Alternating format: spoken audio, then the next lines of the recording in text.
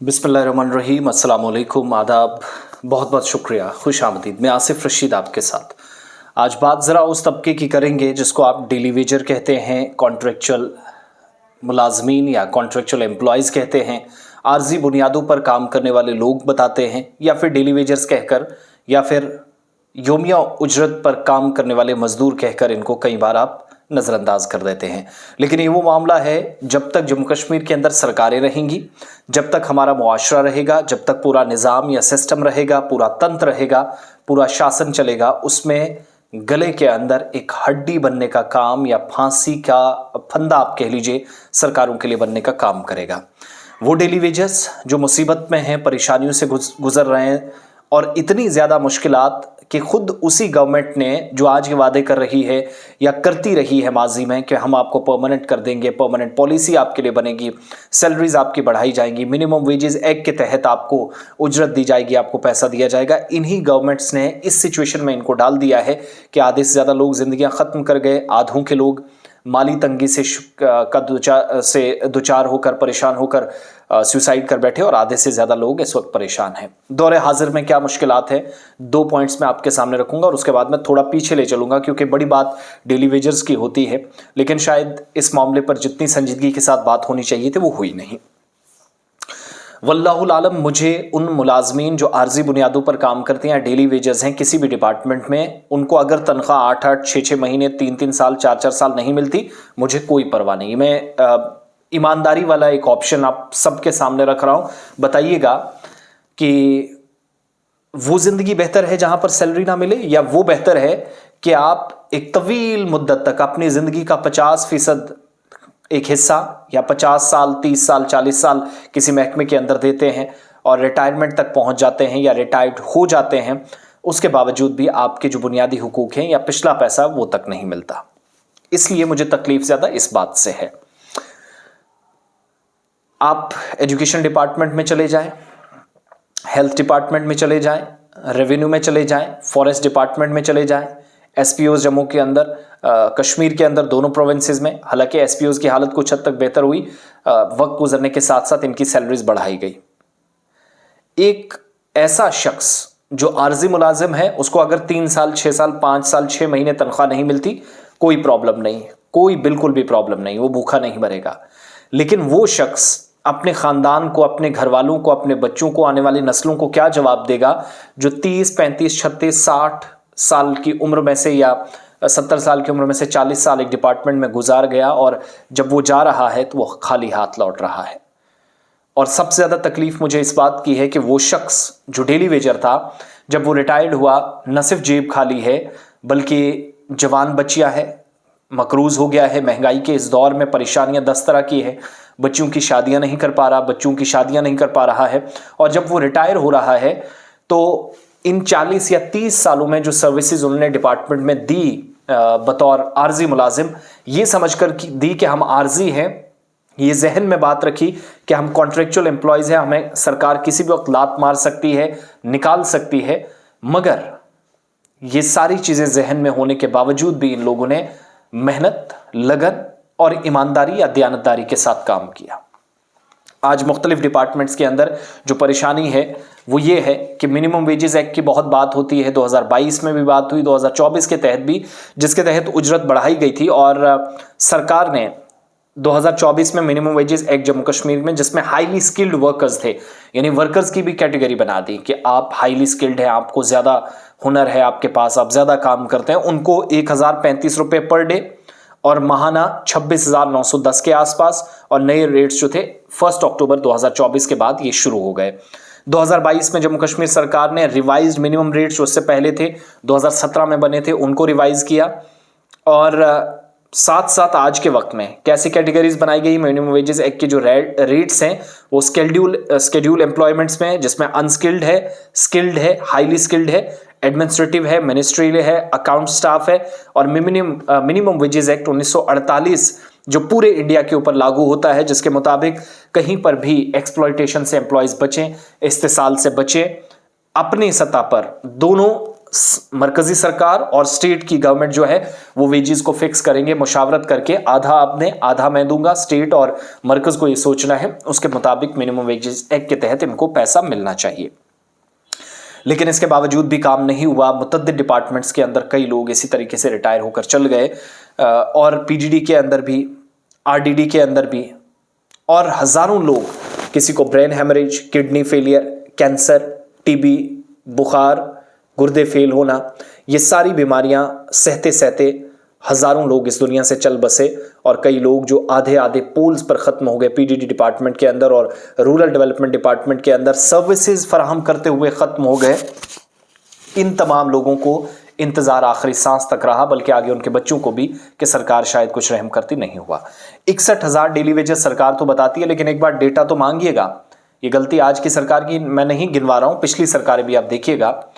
और डॉक्टर फारूक अब्दुल्ला साहब 87 से 91, फिर 91 से 96 तक हमने बीच में देखा कि सबसे एक लंबा पीरियड गुजरा ऐसा जहां प्रेसिडेंशियल रूल रहा। 96 से 2001-2 तक फिर से डॉक्टर फारूक अब्दुल्ला साहब फुल मेजॉरिटी में, फिर मरहूम मुफ्ती मोहम्मद सईद साहब, फिर गुलाम नबी आज़ाद साहब, उमर अब्दुल्ला साहब, महबूबा मुफ्ती साहिबा, बीच में फिर से गिरीश चंद्र मुर्मू, फिर Satyapal Malik lieutenant governor, governor Satyapal Malik, Girish Chandra Murmu lieutenant governor, फिर मनोज सिन्हा, और फिर से 10 साल के बाद इलेक्शंस के बाद उमर गवर्नमेंट। साल दर साल निज़ाम बदला, ताकत बदली, पावर्स बदले, सिस्टम बदला, रियासत यूटी में तब्दील हो गई, वज़रा आला के चेहरे बदले, वज़रा के चेहरे बदले, काउंसिल्स बदली, यहाँ तक कि काबीना भी तब्दील हो गई, यहाँ तक कि जम्मू कश्मीर के गवर्नर्स, जो गवर्नर की हैसियत से और यूटी में एलजी की हैसियत से काम करता, वो सब तब्दील हुए। लेकिन अगर कोई चीज़ इस पूरे निज़ाम में 30 या 40 वर्षों में नहीं बदली, तो that is those person whom we called daily wagers. ये सबसे बड़ी मुसीबत आज के वक्त में सरकार के लिए कि वो कुछ कर नहीं पा रही है। इसके अलावा इंडस्ट्रीज़ के अंदर, मुख्तलिफ रीजन्स के अंदर, एग्रीकल्चर और नॉन एग्रीकल्चर एम्प्लॉयमेंट में भी अगर कोई नॉन एग्रीकल्चर एम्प्लॉयमेंट भी कोई कर रहा है, काम कर रहा है, तो ये एक्ट, मिनिमम वेजेस एक्ट, इन पर भी लागू होता है, हर जगह काम होता है। मिनिमम वेजेस एक्ट जिसका मकसद ये था कि माहाना कितना खर्चा है उस अंदाजे के मुताबिक उस लेवल से ऊपर पैसा आर्जी मुलाजिम को दिया जाए, सरकार का बुनियादी मकसद ये था। जिसमें हमने तमाम स्टेट्स और यूटीज़ के अंदर, और पंजाब के अंदर मिनिमम वेजेस एक्ट के तहत 25,000 प्लस एम्प्लॉयज़ को दिया जाता है, जो मंथली बन जाता है। तो वो जम्मू कश्मीर के अंदर नहीं हो सका। इसके अलावा कम से कम मिनिमम वेजेस एक्ट जो हैं वो उससे, एक तो ज़रूरत जितनी तकरीबन है, जो अखराजात हैं उससे कम ना हो। हर 5 साल के बाद होता यह है कि अगर, अब देखिए एक एक्ट के, मैं आपको एक लाइन पढ़कर बताता हूं कि अगर मिनिमम वेजेस आपको पे नहीं करता कोई, यानी चाहे वो कोई शख्स हो, कोई इदारा हो, उसके लिए सरकार ने 10,000 का जुर्माना और कम से कम 5 साल की सज़ा का भी ऐलान किया है। मगर क्या जम्मू कश्मीर में ऐसा होता है या नहीं? लेबर कमिश्नर्स जो, उन पर बड़ी जिम्मेदारी होती है। मौजूदा वक्त में लेबर एंड एम्प्लॉयमेंट डिपार्टमेंट जो है वो सुरेंद्र चौधरी साहब के पास हैं, जो डिप्टी चीफ मिनिस्टर में। उम्मीद है, तवक्कुआत भी, हुकूमत ने इन तमाम डेली वेजेस को रेगुलाइज करने का भी एक वादा कर रखा है। हम ये कहते हैं रेगुलाइज बाद में कर लीजिएगा, पॉलिसीज़ भी बनाइएगा, लेकिन पहले वो फैसले ज़रा उन पर जांच कीजिएगा कि वो जो काबीना ने पिछली हुकूमतों में फैसले लिए थे उनका क्या होगा, जिन पर जो फाइलें सरकारी दफातर में धूल चाट रही हैं, कौन वो काम आगे नहीं बढ़ने दे रहा, क्या उन अफसरान पर कार्रवाई होगी? Will they will be held accountable as per law? जिन्होंने कहीं पर काम रोका, कौन इसके पीछे है? क्या कोई साजिश थी? एक तो इसका जवाब देना होगा। उमर साहब बड़ी ईमानदारी के साथ काम करते आए हैं, हमें उम्मीद है कि वो इन लोगों का इस्तेसाल नहीं होने देंगे। फिर जो लोग रिटायर होने जा रहे हैं वो अपने बच्चों को आगे क्या देंगे? हज़ारों लोगों से दिन में बात होती है, पता चलता है कि बेचारों के पास कुछ नहीं, और ये मामला हमने अथॉरिटीज़ के नोटिस में लाया भी है। कुछ दिनों बाद फिर से इंशाल्लाह एक बड़ा और इम्पॉर्टेंट कॉन्क्लेव हमारा होने जा रहा है, उसमें ज़रूर दोबारा ये सवालात रखेंगे कि क्या फॉर्मूला सरकार का अब है। 2010 में भी लगे, 2015 में के आसपास भी लगे, और हज़ारों ऐसे लोग जो मिनिस्टर्स के या चीफ मिनिस्टर के या वज़रा के या अफसरान के घरों में काम करते थे 90s में और 2000, 2004-5 तक, वो बेचारे भी बाद में कॉन्ट्रैक्ट पर लगा दिए गए, लेकिन आगे कोई रास्ता नहीं। आज जब आप उनके ऑर्डर्स खंगालते हैं, अपॉइंटमेंट लेटर्स ढूंढते हैं, तो मिलते ही नहीं है। सरकार कार्रवाई करती है कि सैलरी रोक दो। जिम्मेदार कौन है? डेली वेजेस बेचारा फंसा। ये कम से कम उजरत कितनी मिले उसका कानून मिनिमम वेजेस एक्ट है, जिसके मुताबिक इन 61,000 डेली वेजेस को आप पे करिए। इनको रेगुलर पॉलिसी की जरूरत ही नहीं पड़ेगी। जब उन बेचारों के पास 25, 28, 30 दिन के बाद घर की रसोई में सामान लाने के लिए भी जेब में पैसा नहीं होगा, बच्चों की फ़ी का मसला नहीं होगा, फिर आप कहते हैं बड़ी अच्छी तालीम, ये वो, बच्चे फेल हो गए, एम्प्लॉयमेंट बढ़ नहीं रही है, अनएम्प्लॉयमेंट बढ़ रही है, ये सारा सिलसिला है। मगर एक और चीज़ मैं बताऊं जो हुकूमत के सामने एक रुकावट भी है। अब देखिए, डेली वेजेस की एक बड़ी तादाद 87 से 91 तक भी लगी। उसमें बीच वाला वो पीरियड जनवरी का 1991 से 96 के बीच में, जिसमें जम्मू कश्मीर में प्रेसिडेंशियल रूल भी रहा। कश्मीरी पंडित घर बार छोड़कर वहाँ से कश्मीर सूबे से निकले। फिर 96 में सारी चीज़ें, ऑटोनॉमी, 370, ये वो ड्रामा, हर चीज़ें बात हमने होती हुई देखी। सेल्फ रूल की बड़ी बातें की गई, लेकिन इन बेचारों को सारे लोग भूल गए। फिर सुप्रीम कोर्ट का भी एक फैसला है, एक जजमेंट है जो 2020 में फरवरी की 20 तारीख को सुनाई गई। सुप्रीम कोर्ट ने ये क्लियर उस वक्त कहा एक फैसले में, 9 फरवरी 2023 को एक और फैसला इसी तरह का, मैं 2 फैसले जिनकी एग्जांपल्स पढ़कर आपको सुनाऊंगा, कि आप ऐसे किसी भी शख्स को रेगुलाइज नहीं कर सकते, कोई भी डेली वेजर पक्का नहीं हो सकता अगर वो सैंक्शन पोस्ट पर नहीं लगा है। यानी खाली वैकेंसी नहीं थी, यही मैं कह रहा हूं ना, कुछ लोगों ने अपने घरों में लोग काम करने के लिए रखे थे। जब पता चला कि मैं तो हार गया, अब मैं एमएलए नहीं हूं, मैं मिनिस्टर नहीं बन सकता, तो उस बेचारे को सिफारिश पे डिपार्टमेंट में लगा दिया ये। लेकिन ये नहीं सोचा कि 20 साल बाद इसकी ज़िंदगी जब तबाह होगी, इसके बच्चों को कुछ खाने के लिए नहीं मिलेगा, जिम्मेदार कौन होगा? ये सब किया कराया हमारे सियासतदानों का है, बदकिस्मती, ज़ाती मफादात के लिए लोगों को इस्तेमाल किया गया। यहां से आगे बढ़िएगा, सैंक्शन पोस्ट नहीं है, मतलब अगर डिपार्टमेंट में खाली पोस्ट है और फिर उसमें रिक्रूटमेंट एजेंसी हुकूमत के साथ मिलकर पोस्ट सैंक्शन करती है, अगर कोई पोस्ट नहीं थी फिर भी कोई डेली वेजर लगा दिया गया, बाद में वो कहेगा मैं पक्का हो जाऊंगा, ये नहीं हो सकता। ये फैसला किस वक्त सुनाया गया? सुप्रीम कोर्ट ने बाज़ाब्ता तौर पर कहा कि we can not stretch that regulation of a daily wager cannot be done unless the appointment has made the competent authority against a sanction post. 1 फरवरी 2020 में डिवीजन बेंच ने मध्य प्रदेश के हाई कोर्ट के एक फैसले का हवाला दिया। मध्य प्रदेश हाई कोर्ट ने डिपार्टमेंट को ये डायरेक्शंस दी कि एक शख्स थे, विभूति शंकर पांडे इनका नाम थे, स्टेट वाटर रिसोर्सेज डिपार्टमेंट में या पानी वाला महकमा जल विभाग जिसको आप कहते हैं, उसमें सुपरवाइजर के तौर पर काम कर रहे थे। वो एपेक्स कोर्ट गए और डिवीजन बेंच के एक जो फैसला था उसको चैलेंज भी किया गया। 2 जजों की बेंच अपेक्स कोर्ट में जस्टिस एस रविंद्र भट्ट और सुधांशु धूलिया, जिन्होंने कहा कि डिवीजन बेंच जिन्होंने सही तरीके से इस मामले को समझा है, प्रिंसिपल ऑफ लॉ को फॉलो किया गया है, कानून के दायरे में रहकर फैसला लिया गया है। और उस वक्त कहा गया कि अगर आपके पास रियासती सतह पर कोई पोस्ट नहीं है तो फिर कोई भी डेली वेजर लगा हो पक्का नहीं किया जा सकता। ये भी हुकूमत के सामने है। लेकिन ये जो डिस्क्रिमिनेशन है ये किस बुनियाद पर, कब तक, कैसे और क्यों?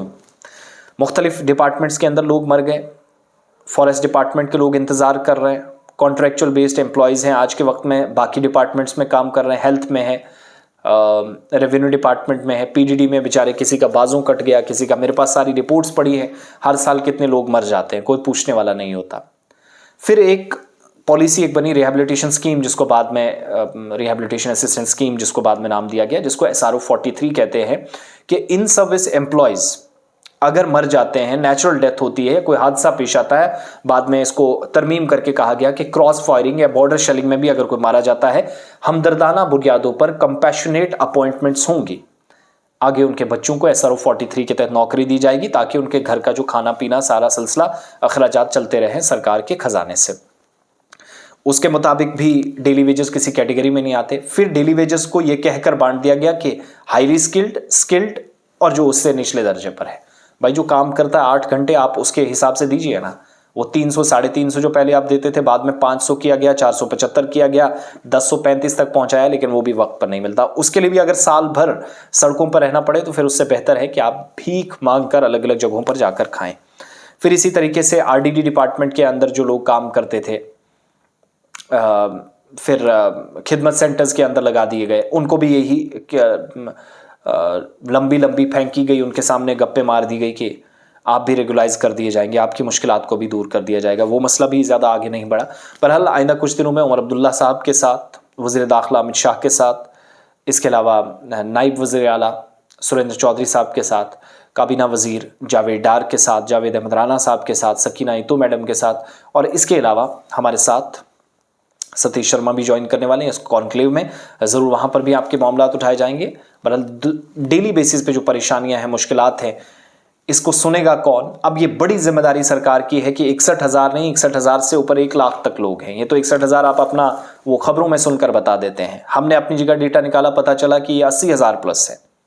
तो ये तफावत जो है, ये जो गैप बीच में, या एक किस्म का एक बयान देकर वैक्यूम सा छोड़ दिया जा रहा है कि हाँ जो चल रहा है वो ठीक है, इसका जिम्मेदार कौन है? इसकी भी जवाबदेही कहीं पर तो बनती है। डेली वेजर्स वक्त के, आज के वक्त में परमानेंट एम्प्लॉयज़ का काम करते हैं और उनसे ज़्यादा करते हैं ईमानदारी के साथ, मेहनत के साथ। हम किसी की ईमानदारी पर सवाल नहीं उठा रहे हैं, लेकिन पंक्चुअल टाइम के, पाबंद वक्त के, और 8 के बजाय 9-10 घंटे भी इस उम्मीद के साथ ड्यूटी दे रहे हैं कि शायद हमारा कुछ हो जाए, लेकिन नहीं हुआ। और हमें ये जानकारी है कि सरकार ने अपनी जगह कमेटियां बनानी है। उससे पहले एक जायजा लिया जा रहा हर डिपार्टमेंट के अंदर प्रायोरिटी बेसिस पर, 2010 से पहले कौन लगे, 2000 से पहले कौन लगे, और जो रिटायरमेंट के करीब है उनका क्या होगा।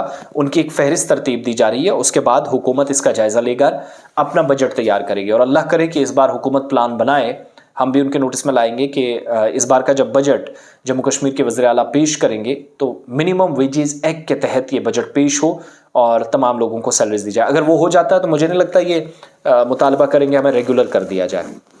ये परेशानी ही दूर हो जाएगी, क्योंकि डेली बेसिस पर वो जो तनख्वाह है उसका वो तफावत को दूर कर दिया जाएगा। और मिनिमम वेजेस एक्ट के तहत तनख्वाह मिलने का मतलब है कि 30, 35, 26 हज़ार से ऊपर सैलरीज मंथली हो जाएंगी, जिसमें अच्छे से गुजारा चल सकता है, घर का सारा बजट चल सकता है। एक ये, दूसरा SPOs हैं, कोई बात नहीं। SRO 43 का जायज़ा लिया गया, कोई आगे बात नहीं बढ़ी। हमें उम्मीद है कि इस बार तमाम लोग अपने इन मामलात को बड़ी सीरियसली लेंगे। वज़रा लगे हुए हैं अपनी जगह, लेकिन चूँकि बिज़नेस रूल्स भी हो सकता है आज या कल या आइंदा 1 हफ़्ते में डिसाइड हो जाए। आज उमर अब्दुल्ला साहब की मीटिंग है दिल्ली के अंदर, और वहाँ पर स्टेटहुड की बात भी होनी है, लेकिन साथ साथ ख़बर है कि बिज़नेस रूल्स के ताल्लुक से बात होगी। 19 तारीख को एक इम्पॉर्टेंट मीटिंग, कल, आज तो उमर अब्दुल्ला साहब अमित शाह से मिलेंगे, कल एक इम्पॉर्टेंट मीटिंग है। हमें उम्मीद है वहाँ पर भी बात रखी जाएगी, और बिज़नेस रूल्स के हवाले से कि एडमिनिस्ट्रेटिव सेक्रेटरी, टॉप लेवल के ऑफिशियल्स, जम्मू कश्मीर के लेफ्टिनेंट गवर्नर के आसपास जो लोग हैं, या वज़रा, और जो खुद वज़ीर आला हैं, उनके पास क्या क्या रहेगा, क्या पावर्स रहेंगे, काम, ये अभी डिफ़ाइन होना बाकी है। बिज़नेस रूल्स में ये सब सामने आएगा। इसके अलावा 20 तारीख को जयपुर में एक मीटिंग होने जा रही है, जहाँ पर उमर अब्दुल्ला साहब जा रहे हैं। प्री बजट मीटिंग है, किस रियासत की सिक्योरिटी को कितना पैसा, कितने अखराजात, जयपुर के अंदर ये तय किया जाएगा। निर्मला सीतारमन वहाँ होंगी। इस बार के बजट में डिमांड्स उमर अब्दुल्ला साहब की तरफ से बिजली, सेहत, रोज़गार, नई मुलाजमतें और डेली वेजेस का मसला रखा जाना, ये हमारे पास नेशनल कॉन्फ्रेंस के सोर्सेज से कंफर्म खबर है। अब यहाँ से आगे बात बढ़े, अल्लाह करे मज़ीद पेशरफ्त हो, और सबसे इम्पॉर्टेंट चीज़, सबसे पहले उनका सोचा जाए जो रिटायरमेंट के करीब है। फिर मुलाजमीन के GPF का मसला जो परमानेंट है, परमानेंट को नहीं मिल रहा है, उन बेचारों को कहाँ से मिलेगा जिनका कोई खाता ही नहीं है। तो रोना आता है, इससे आगे अल्फाज नहीं है। कि कई लोगों ने फ़ोन करके ये कहा कि रिटायरमेंट में कुछ दिन हैं, कुछ महीने हैं, अगले साल KS ऑफिसर भी रिटायर होंगे, उनको GPF भी जाएगा, पेंशन भी लगेगी, लेकिन ये बेचारे जिनके खाते में कुछ है ही नहीं, सैलरी नहीं मिल रही है, अपने बच्चों को कैसे आगे ब्याह करेंगे, कैसे शादियां उनकी होंगी, कैसे मामलात तय होंगे। ज़िंदगी इतनी आसान नहीं, सबसे मुश्किल लाइफ इनकी है, शायद सबसे आसान होनी चाहिए थी, लेकिन निज़ाम ने, सिस्टम ने, इस करप्ट सिस्टम ने, करप्ट सरकारों ने इस पूरे निज़ाम को बुरी तरह मुतासिर किया है। फिर ये वो लोग हैं जिन्होंने डिपार्टमेंट्स को जिंदा रखा है, फिर झूठ बोलकर इनको अलग अलग डिपार्टमेंट्स में सेटल किया गया। इसी तरीके से आज के वक्त में कंटिजेंट पेड वर्कर्स, CPWs जिनको आप कहते हैं, 1000 पे काम करते हैं, आशा और आंगनवाड़ी वर्कर्स, हर सरकारी स्कीम इन्होंने कामयाब बनाई, कोई फ़ायदा इनको नहीं हुआ। वही बेचारे ना कोई सुपरवाइज़र बन सकी हैं, प्रमोशन का कोई पता नहीं, सैलरी 6 महीने से नहीं, female multipurpose health worker salary के लिए भटक रहे हैं, सरकारी ख़जाने खाली है, इस तरह की इतलात है। फिर CIC ऑपरेटर्स 2016 में फाइल जिनकी क्लियर हो, 2024 में भी उनको 10,000 सैलरी पर आपने लटका के रखा है और पूरे डिपार्टमेंट को चला रहे हैं। कोई सर्वे काम करना हो, ग्राउंड वर्क करना हो, फील्ड वर्क आप कह लीजिए, सारे मामला आपके निपटाते हो, लेकिन इसके बावजूद भी मुश्किलात बढ़ जाती हैं और हैं भी कोई ज़्यादा नहीं, 172 के आसपास। ये सारी मुसीबतें हैं जो इस वक्त जम्मू कश्मीर के अंदर है। गुनाह बहुत लोगों ने किए हैं, लेकिन इन गुनाह करने वालों को सज़ा जो देगा और इंसाफ 61,000 से 80,000 के दरमियान जो तादाद डेली वेजर्स के इनके साथ करेगा, उसके लिए दुआ करें, ये दुनिया भी और दुनिया से जाने के बाद भी उसकी आखिरत भी बहुत अच्छी हो। और अल्लाह करे कि बहुत जल्द कोई नवीद 2025 में सरकार सुनाए। बहुत बहुत शुक्रिया।